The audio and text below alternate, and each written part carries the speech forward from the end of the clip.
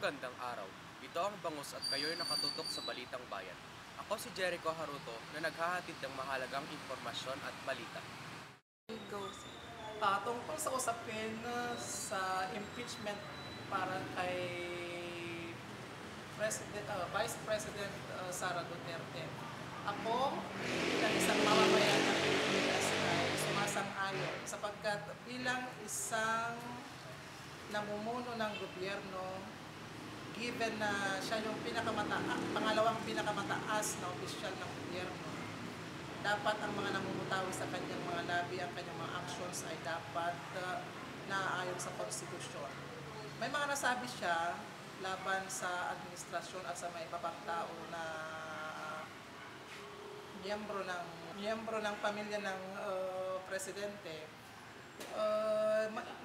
Ganong mga bagay ay hindi dapat pinapalampas. Ito po ay labag sa saligang batas. Kaya nararapat lamang na siya ay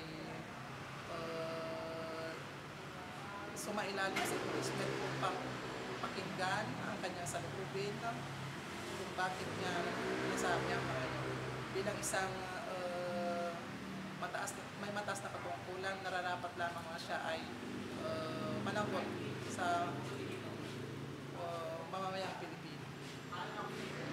Narito ngayon si Ginoong Galibot upang magbigay ng kanyang saloobin patungkol sa isyong impeachment laban kay Sara Duterte.